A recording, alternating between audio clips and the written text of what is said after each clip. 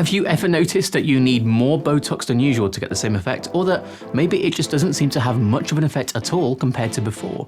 You've potentially developed some sort of immunity to Botox, which is 100% real and can be proved. Watch till the end to see not just how it comes about, but also how to prevent it happening if you're thinking of getting Botox, and how to get it to work again if you've developed some immunity already. Very, very quickly, Botox is a brand of botulinum toxin type A. So when I mention Botox here, I'm talking to botulinum toxin type A. It was formulated by Jürgen Friedman many years ago to be sold as the toxin itself, surrounded by complexing proteins. Think of the toxin as a present and the proteins as a wrapping paper. It was initially thought that these proteins were needed to provide things like stability of the toxin, but now we've realized that they're not needed. These proteins have been shown to induce the production of antibodies to the toxin that we're injecting. If there's enough of these antibodies, then the toxin won't be able to have an effect on us. This is when people notice that they need more and more to have the same effect as before, and then eventually they just have no effect whatsoever. I've seen this in my own patients so many times. I warn them repeatedly that it'll happen. You need to look at other treatments which are more anti-aging than Botox. Some of them, they just don't listen, and eventually they regret not listening.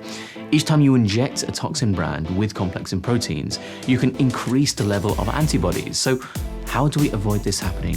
It's very simple. We use a toxin brand that doesn't have the complexing proteins, so we don't produce antibodies and therefore we don't produce immunity. In the UK, the only brand that does this is Botox. In other countries, the same product is sold as youre. It's exactly the same, they just use different names in different countries. But what if you've already developed resistance to the toxin? Again, that's very simple too. You still need to switch to something like Botox or youre. Now, it might not work because of pre-existing antibody levels, but the difference is that it doesn't trigger more antibody production, so you can try it to see if the level is low enough for it to work without worrying about it going back up.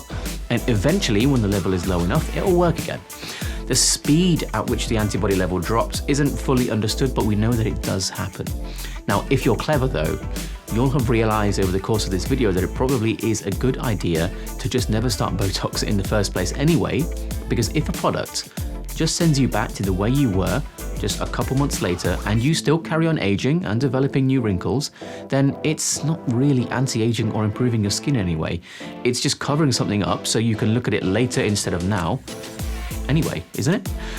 If you're truly serious about anti-aging, then you'll want to do treatments that make your skin tighter, smoother, and more elastic, but without sending you back to the way you were 3 months later, while making it close to impossible to form new wrinkles even if you tried, by actually improving the quality of your cellular health and cellular processes.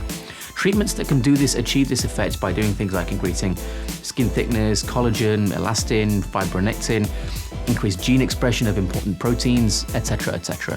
One of the best products in the world for this is called Sunakos. Many of my own patients now have this instead of Botox because their skin just keeps getting better and better and better, instead of just freezing for a couple of months and then looking exactly the same 3 months later.